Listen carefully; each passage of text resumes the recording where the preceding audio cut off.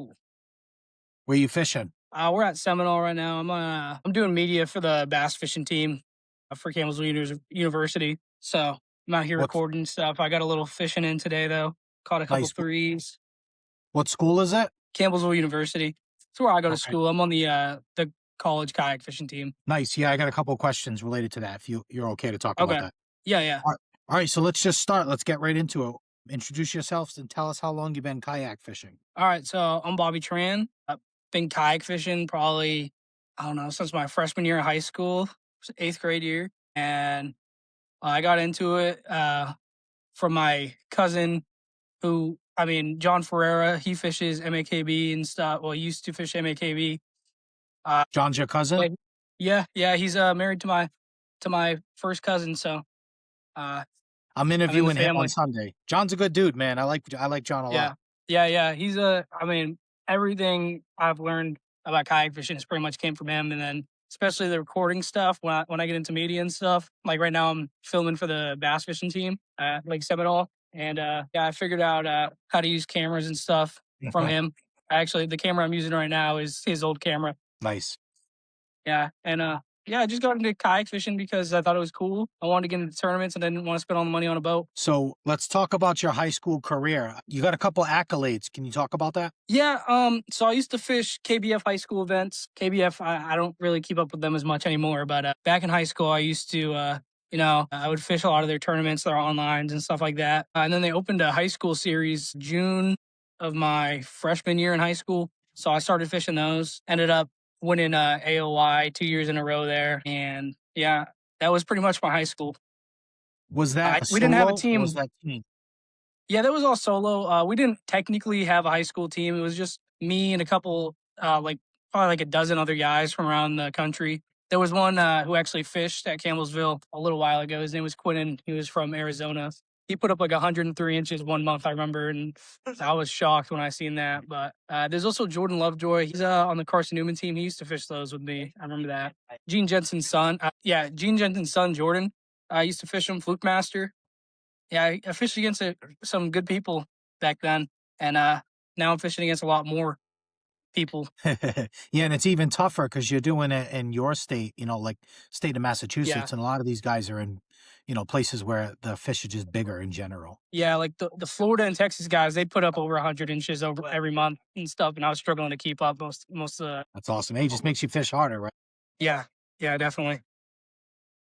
So, why did you choose your school over all the colleges? Did you get a scholarship, and what was the decision for choosing that school? Yeah, so I did I went to Carson Newman for a tour at Carson Newman University, which is in Jefferson City, Tennessee, which is where Jordan Lovejoy, who I was talking about before, he goes there. I had went there, things just didn't match up, like programs and everything like that. And Campbellsville University put in an offer back when their coach was Dalton Smith. Not an offer. They had brought me on a tour my sophomore year of high school, and I really liked their facilities and their boat storage is amazing. Team trucks, we get right in front of me. I don't know if I can flip my camera. I'm not going to, but there's a couple of team trucks sitting right in front of me right now.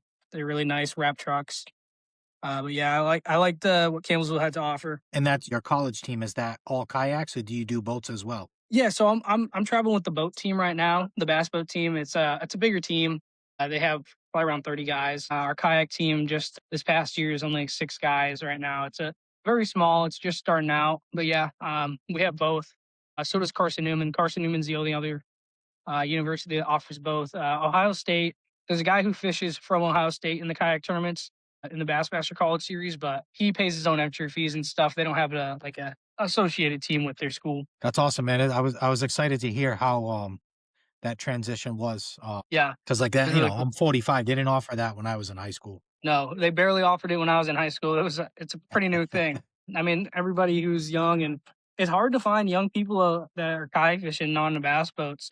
This is a great opportunity. I know my coach is recruiting, all these coaches are recruiting. I'm hoping that it grows to at least like maybe a couple more schools in the next year. That's awesome.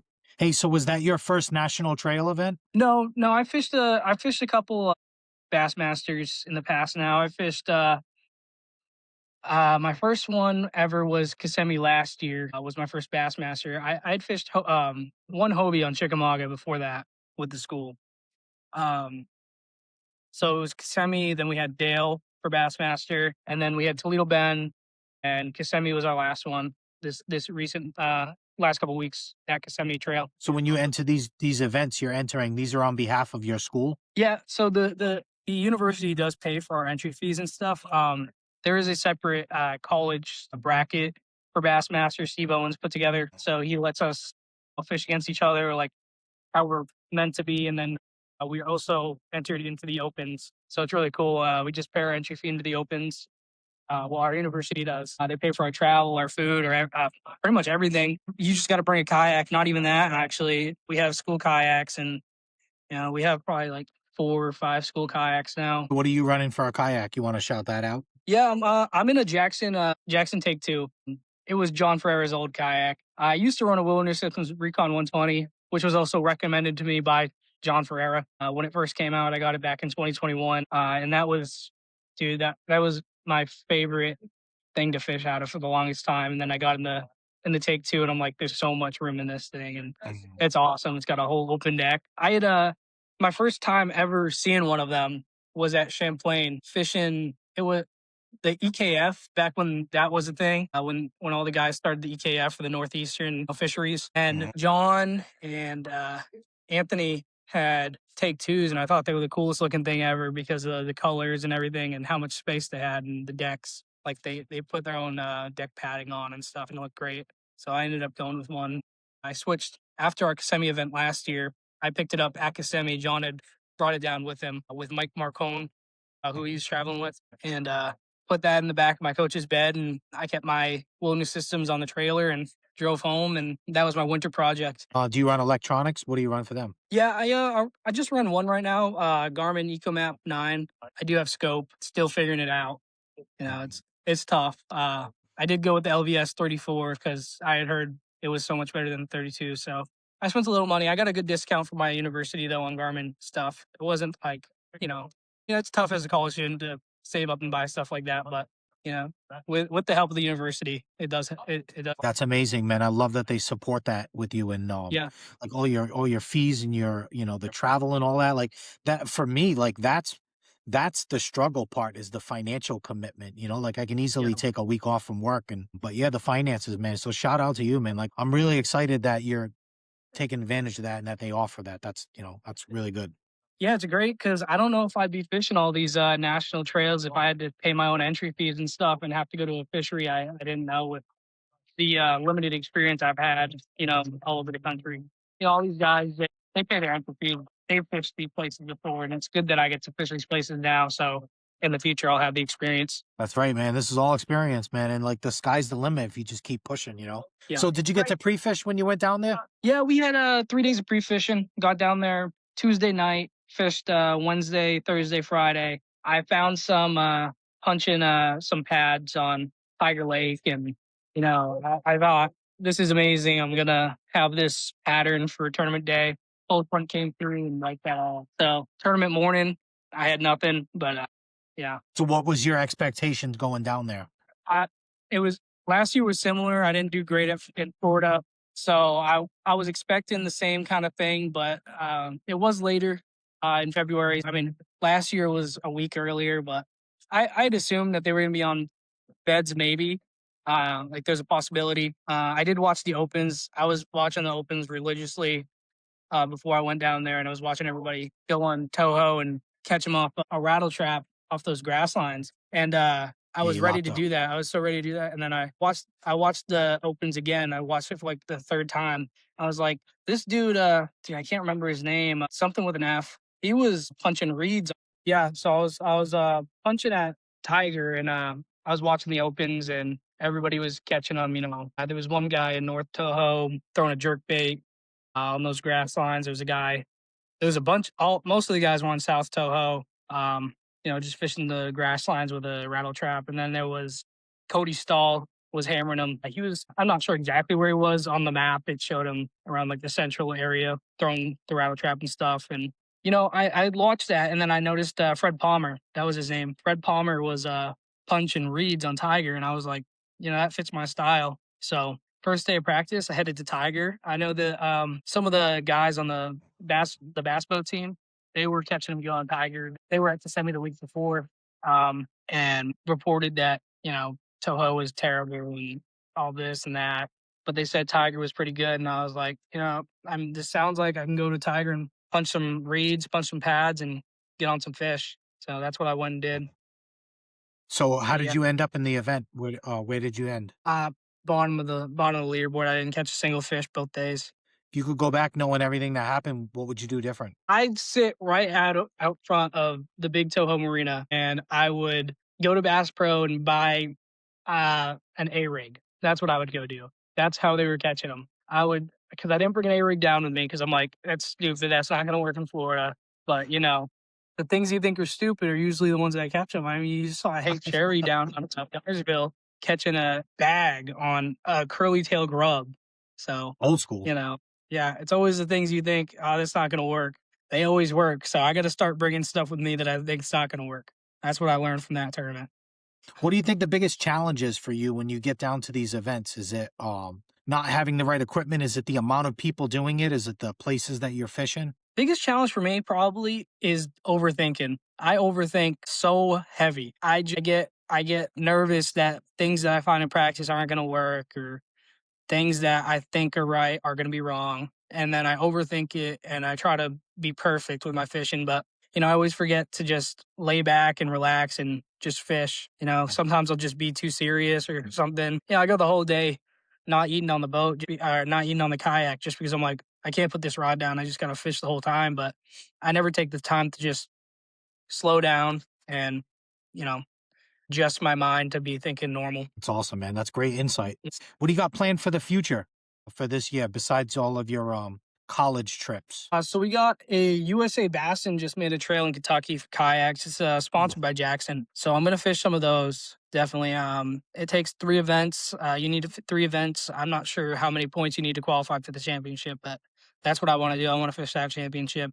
I want to fish the Bassmaster Championship. I want to qualify for that. Which for the college they made it pretty. I wouldn't say easy, but they made it a little bit, I guess, more accessible for college students to qualify. You just have to either place first in the college event, which you're usually fishing around like 20 guys max, or you just have to, the basic Bassmaster qualifications, get top 5 in the tournament, or be in the top 50% of AOI. And as of right now, we only fish 3 tournaments as a team for Bassmaster, the amount you need to qualify, or the amount you're allowed to use to qualify, whatever it is. But I kind of blew that at Kissimmee.